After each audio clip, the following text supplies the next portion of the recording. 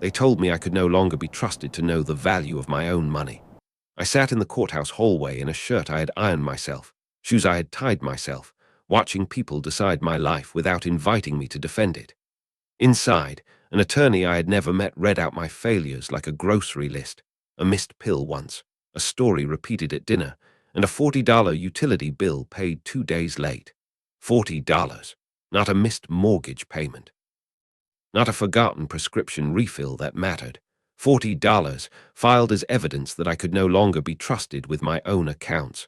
Marcus sat 2 rows ahead of me and never turned around. Renee leaned toward him once, whispering something that steadied his shoulders. When the judge finally asked if I wanted to speak, the room went still in the particular way rooms go quiet when everyone expects an old man to beg. I did not beg. I looked at my son's back and said only, "You should have asked me first." Nobody responded. I added one more line, quiet enough that only the court reporter seemed to actually write it down.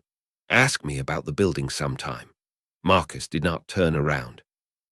Nobody in that room understood what I meant, and I did not explain it. I simply folded my hands, sat back down, and waited to see who would ask first. I built what I built slowly, the way most lasting things get built. 40 years in commercial real estate and small local banking investments, buying property nobody else wanted downtown when the paint was peeling and the tenants were unreliable, then holding on to it long after it stopped being fashionable to hold onto anything. I never talked about the numbers. Diane wouldn't have allowed it, even if I'd wanted to.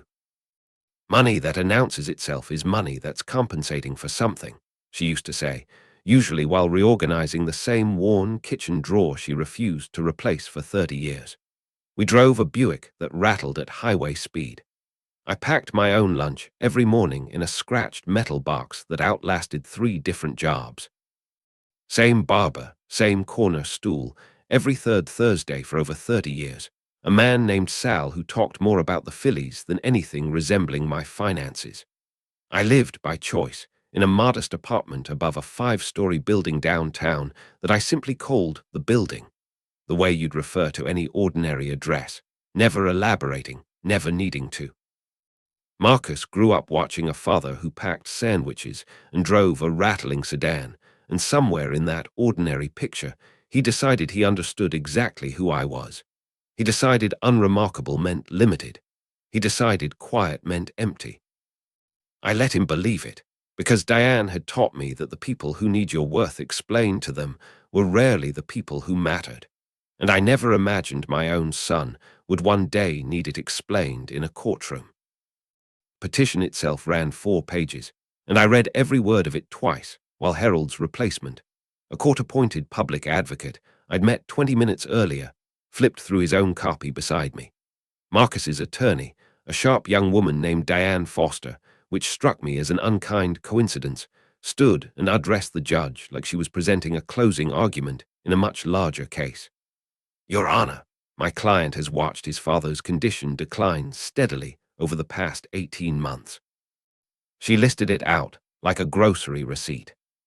In March, I had missed a dose of my blood pressure medication, once, on a Tuesday, and mentioned it myself at dinner because I thought it was mildly funny.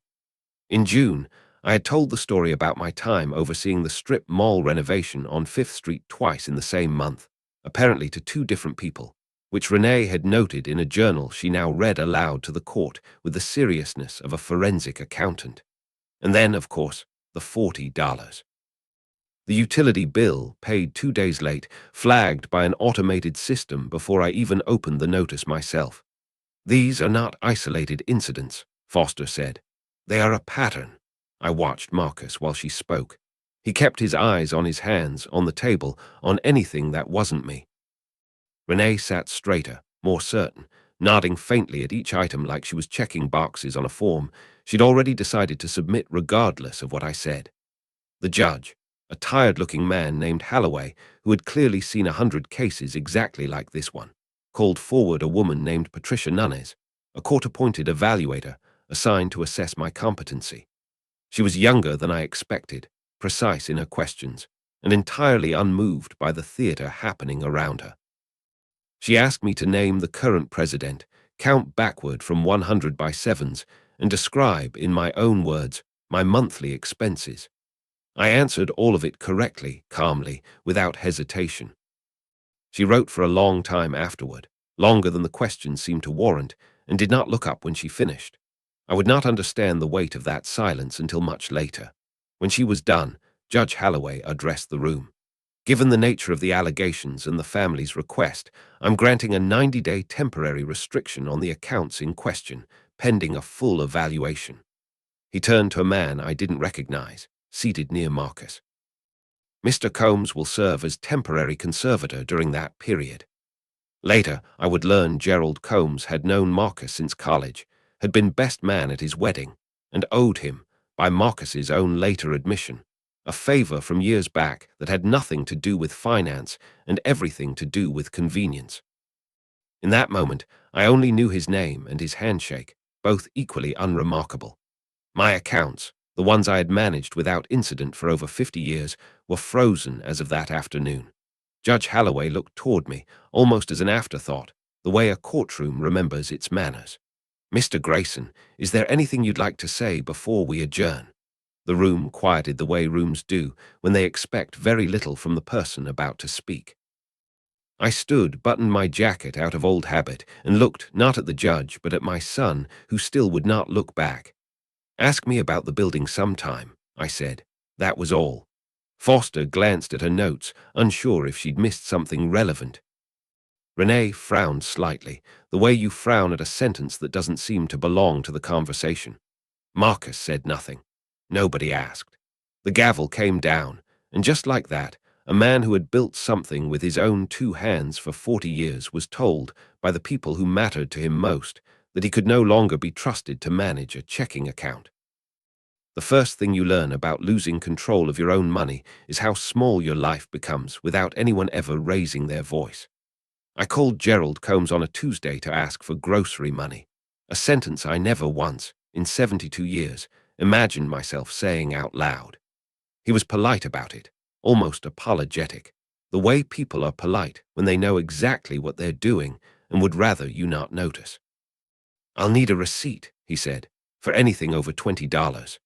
I wrote it down on a legal pad by the phone. Milk, bread, coffee, documented like a man on an allowance because I was one now. The bank was worse.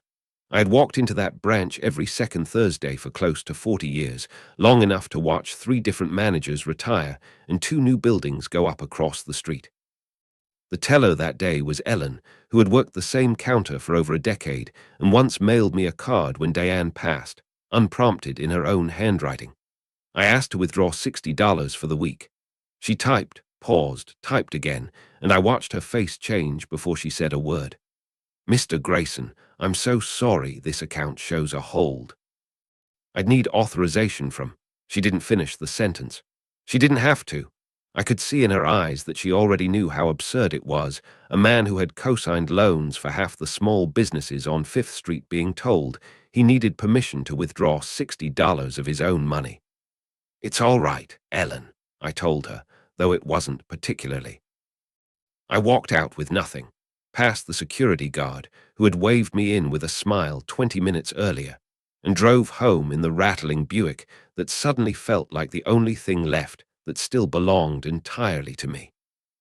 Home was the apartment above the building, 4 rooms I'd kept simple on purpose, and I sat that evening in the chair by the window with Diane's photograph in my hands, the one from the porch the summer before she got sick.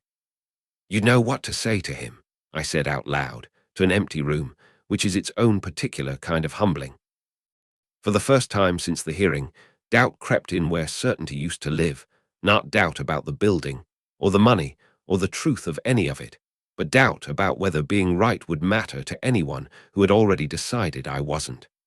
I needed somewhere to stand that wasn't this chair, and there was only one person left who had never once needed the details explained to him.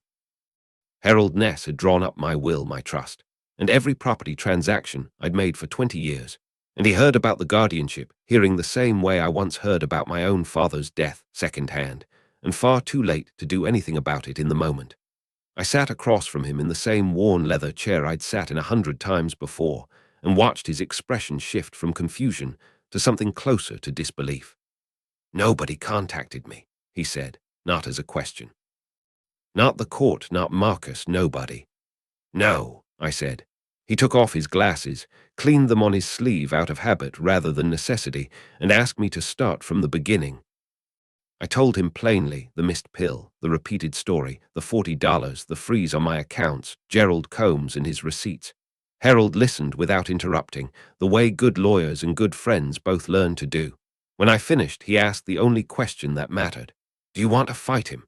"I want the facts straight," I said. "That's all. I won't sit here and call my son a thief, Harold, because I don't believe that's what he is. I believe he's frightened, and fear makes people do careless things. But careless isn't the same as true, and I'd like the truth documented before anyone forgets what it actually is." Harold nodded slowly, the way a man nods when he's already 3 steps ahead of the conversation. He reached into the file cabinet behind him and pulled out a folder I hadn't thought about in years. The paperwork for the Revocable Living Trust we'd established after Diane passed, structured quietly, the way she would have wanted it, with Harold named as co-trustee alongside me. Every property I owned sat inside that trust, including the 5-story building downtown that housed, among other tenants, the very bank branch that had turned me away for $60. Marcus had never asked about any of it. Not the trust, not the deed, not the co-trustee clause that meant no guardianship ruling over me personally could touch what the trust legally controlled. "He filed against you," Harold said quietly, "without ever once asking what you actually owned." I looked at the folder sitting between us, thin and unremarkable, the same way I had always kept everything that mattered most. "Then I suppose," I said, "it's time somebody finally did." Harold didn't tell me everything he was doing, and I didn't ask. That was the shape of our friendship after 20 years.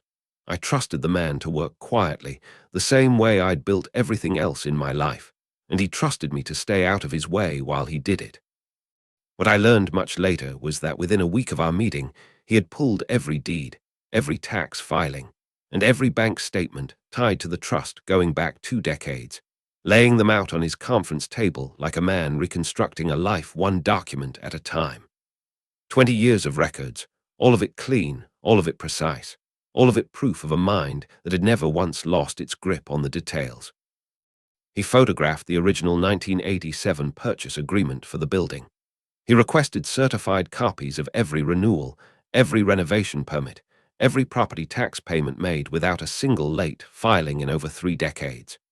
Buried in the 4th box was the deed itself, plain as anything, listing the building's legal owner as the Grayson Family Trust, care of Walter H.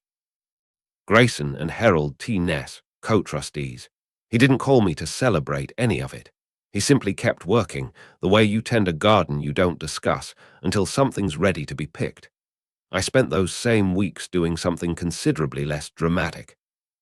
A woman named Priscilla, who ran a small non-profit downtown called Silver Ledger, had asked me months earlier if I'd ever consider speaking to a group of seniors about protecting their finances, reading contracts carefully, understanding power of attorney, recognizing the quiet ways people get taken advantage of later in life.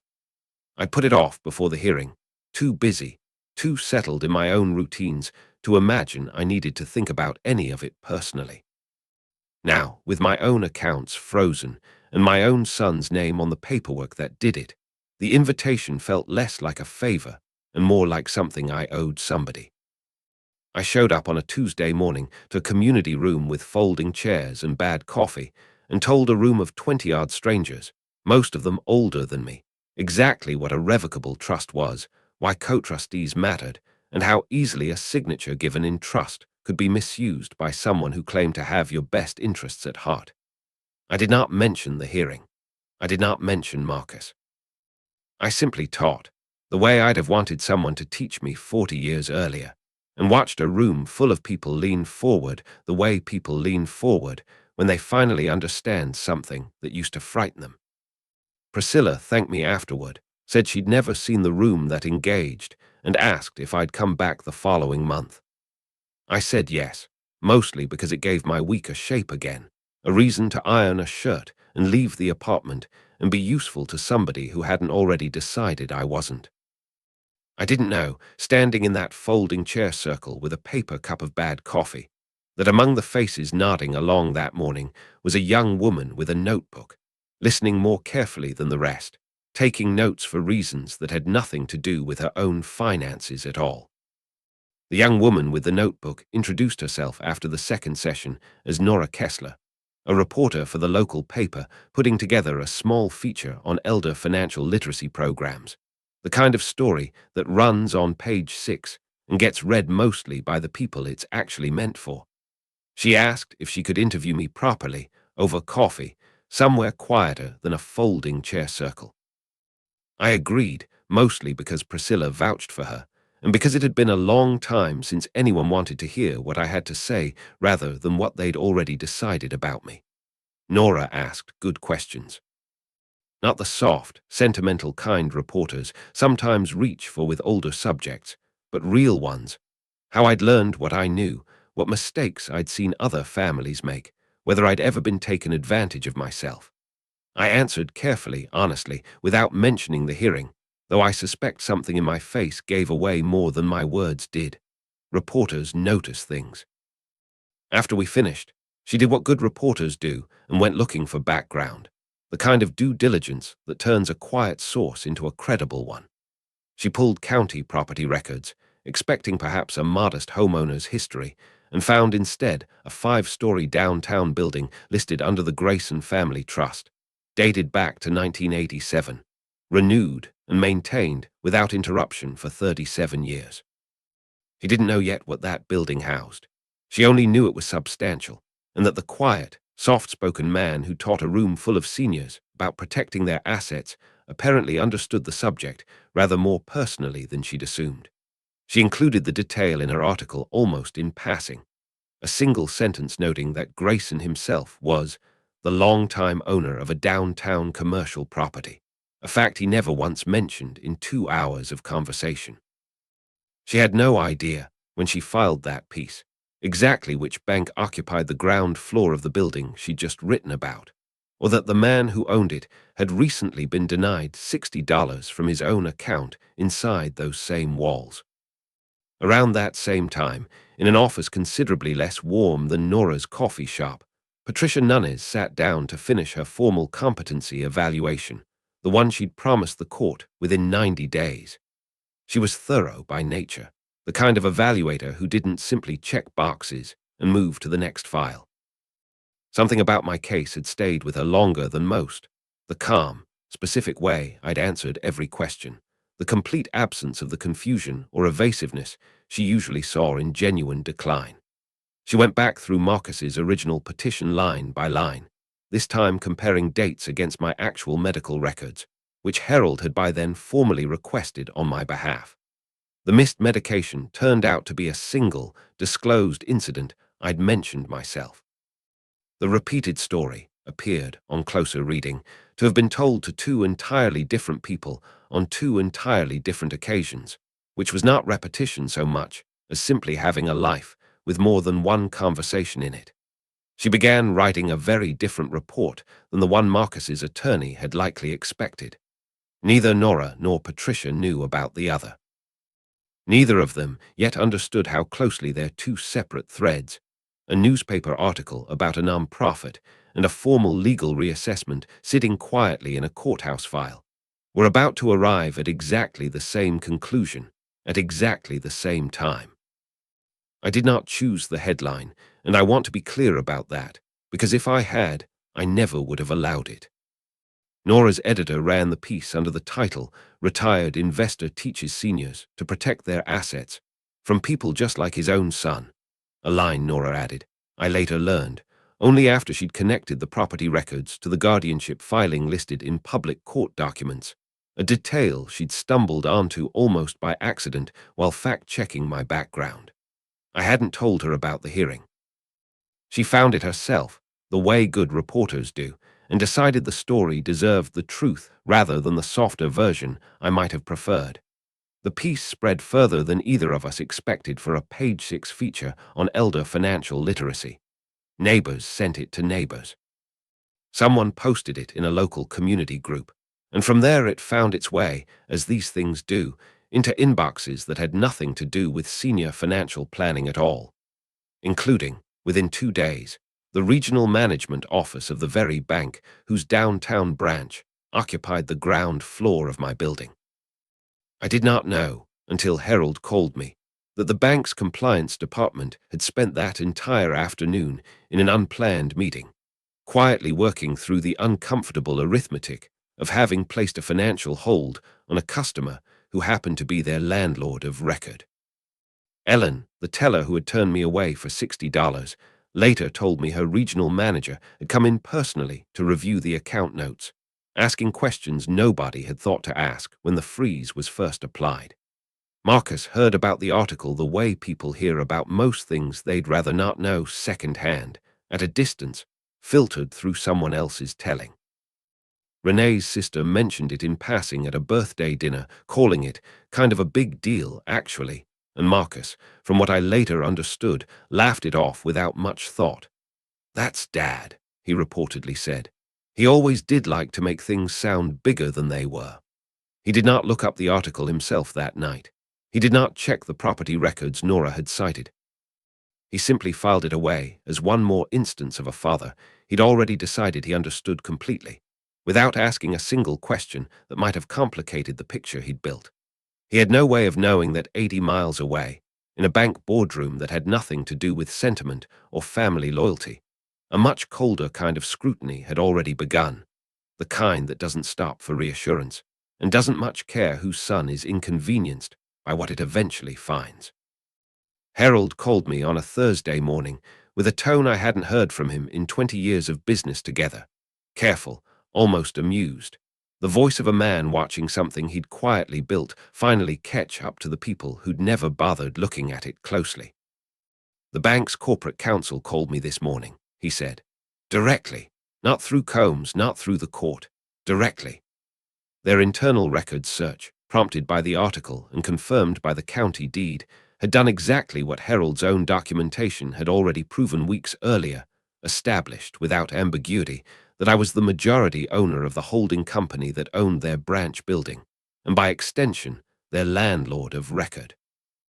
Their attorney's question to Harold was simple, and I imagine slightly uncomfortable to ask out loud. How had they ended up placing an account freeze on a man whose signature, in a different capacity, appeared on their own commercial lease renewal? Harold didn't gloat. He never does. He simply provided what they asked for: copies of the trust documents, the deed, the decades of clean filings, and let the facts speak in the tone they'd always spoken in, which was quiet and entirely without need of embellishment. 2 days later, a second call came, this one from the courthouse. Patricia Nunes had filed her updated competency evaluation, and it was, by Harold's description, thorough in a way that left very little room for argument. She had reassessed me in person, cross-referenced every claim in Marcus's original petition against my actual medical records, and concluded plainly that I demonstrated full cognitive competence, with no evidence of decline. More pointedly, her report noted that several claims in the original filing appeared selectively framed, a phrase Harold repeated to me twice, clearly enjoying the restraint of it. The missed medication had been self-reported. The repeated story had been told to 2 different people on 2 different days, which was not confusion so much as simply having conversations. The $40 utility payment had been automatically flagged before I'd even had the chance to open the notice myself. Both findings landed in Marcus's world within the same week, and from what he told me much later, neither arrived gently. The bank's attorney contacted his attorney first, asking pointed questions about how a guardianship petition had been filed against a man who, according to public deed records, controlled a commercial asset worth considerably more than anything the court proceedings had accounted for. Then came Patricia's report, formally entered into the court file, undoing in a few clinical paragraphs everything Foster had built her case on. I wasn't in the room for either conversation. I didn't need to be. Harold told me only that Marcus had gone very quiet on the phone when his own attorney read him the evaluator's findings, Quiet in the specific way people go quiet when the story they've told themselves stops holding together. He did not call me that night or the next. He needed, I imagine, some time alone with the shape of what he'd actually done, because the truth, once it starts arriving, rarely waits for anyone to be ready for it, and it was never going to arrive on Marcus's terms. It was only ever going to arrive on its own. Marcus knocked on my door on a Sunday evening, holding two folded papers so tightly I could see the crease whitening under his grip before he said a single word. I hadn't seen him since the hearing. He looked older than I remembered, or perhaps I simply hadn't let myself notice before. "Can I come in?" he said, not quite a question, and I stepped aside the way I always had, because whatever else had happened, he was still my son standing in my doorway. He sat at the kitchen table without being asked, the same table he'd done his homework at 30 years earlier, and set the papers down between us like evidence he wasn't sure he wanted to present. "The bank called my attorney," he said, and then the evaluator's report came in. He unfolded the first page, the property record, and slid it toward me as though I might need reminding of what it said. "You own the building." It wasn't really a question, but I answered it as one anyway. "I never hid it, Marcus." He looked up at that, and something in his face cracked slightly, the particular expression of a man realizing a door had been open the entire time he assumed it was locked. 37 years, I said. "Since before you could tie your own shoes. I never once hid it from you." "You never asked." He sat with that for a long moment, staring at the deed like it might rearrange itself into something easier to accept. "I thought I was protecting you," he said finally, quieter now. "I thought, Dad, you forgot to pay a utility bill, $40. I let that bill sit 2 extra days on purpose," I said, and watched his face change again. I wanted to see if anyone would call and ask why before they decided what it meant. He didn't say anything for a while after that. I didn't fill the silence for him. There is a particular kind of quiet that only arrives when someone is rebuilding, piece by piece, the story they've told themselves for years, and I've learned it's better to let a person sit inside that quiet than to rush them out of it. "The evaluator's report," he finally said, sliding the second paper across, "says the petition was selectively framed." That's the word she used, selectively. "Was it wrong?" I asked, not unkindly. He didn't answer right away, which was its own kind of answer. "I was scared," he said eventually. "Grandpa Ellis, at the end, you remember how that went. I didn't want to watch you go through that and not do anything. So you decided for me instead of asking me," I said. He nodded slowly, and for the first time since he'd walked in, he looked directly at me rather than at the papers between us. "I don't know how to fix this," he said. "I'm not asking you to fix it tonight," I told him. "I'm asking you to understand what you did first.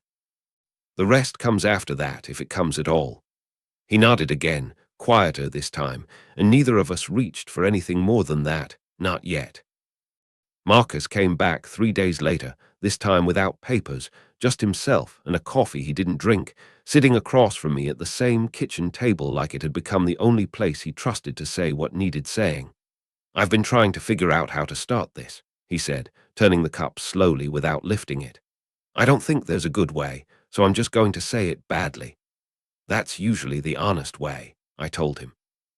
He nodded, took a breath, and started with his grandfather, my own father Ellis, and the last 2 years of his life, which Marcus had watched from close enough to be marked by it permanently. The confusion, the accounts drained by a caretaker nobody had properly vetted, the slow erosion of a man none of us recognized by the end. "I kept seeing it happen to you," he said. "The pill, the story you repeated, and I panicked. I told myself I was being careful, that I was protecting you the way nobody protected Grandpa Ellis in time. I understand the fear," I said, and I meant it. "I watched him go through it too. I buried him, Marcus. I know exactly what that fear feels like from the inside." "Then why?" "Because fear doesn't give you the right to erase someone," I said plainly, without raising my voice, because some things land harder said quietly. "You didn't check on me. You didn't ask me a single question before you walked into a courtroom and told a judge I couldn't be trusted with my own life. That has consequences, Marcus. Real ones. My accounts were frozen. I was told I needed permission to buy groceries. A woman I've known for 10 years had to watch me get turned away for $60. He didn't defend himself against any of it, which I noted, and which mattered more to me than an apology would have. "I know," he said. "I'm not asking you to just say it's all right." "Good," I said, "because it isn't not yet."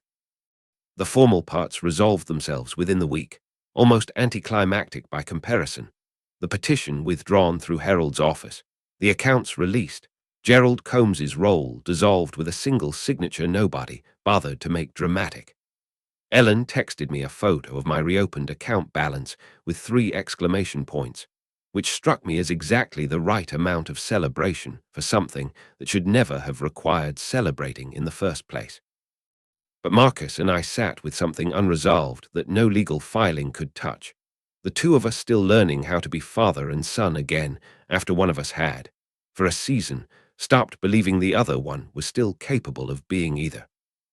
We walked through the building on a Saturday morning in October, the first time Marcus had ever actually seen it, as more than an address he'd driven past 100 times without wondering what it meant. I showed him the original purchase agreement from 1987, the paper gone soft and yellow at the folds, my signature younger and steadier than it is now. He read it slowly, standing in the lobby of a building that housed, among its tenants, the same bank counter that had once told him nothing at all. "Why didn't you ever tell me?" he asked, not accusing this time, just genuinely wanting to understand. "Your mother and I decided early on that we didn't want you measuring yourself, or us, by any of this," I said. "Diane used to say a family built on money learns to protect the money. A family built on character learns to protect each other. She wanted you raised by the second kind." He was quiet for a while, running his hand along the old brass railing on the stairwell, something I imagined he was doing simply to have somewhere to put his hands. "I want to understand how you manage it," he finally said. "Not because it's mine. Because I want to actually know you, the parts I never bothered asking about." "That's different from wanting to inherit it," I said. "I know," he said. "I'd like to earn understanding it, if that makes sense. Start small, learn it properly." I looked at my son standing in the lobby of a building he'd never once asked about, finally asking, and felt something loosen in my chest that had been tight since the courthouse hallway. "Come by Tuesday," I said. "I'll show you the books." Looking back now, I understand something I couldn't have explained to anyone in that courthouse hallway. Competence was never going to be measured by how loudly I defended myself. Dignity never required proving anything to people who hadn't bothered to ask. I could have shouted the deed at Marcus the day he filed that petition. I could have humiliated him the way he'd humiliated me, laid it all out in that courtroom, and watched his certainty collapse in real time. I chose not to, not because I wasn't hurt, but because the truth doesn't need my volume to be true. It only needs time and someone willing to finally look. They didn't need to take my money to hurt me. They just needed to stop believing in me. But belief, like ownership, was never really theirs to take.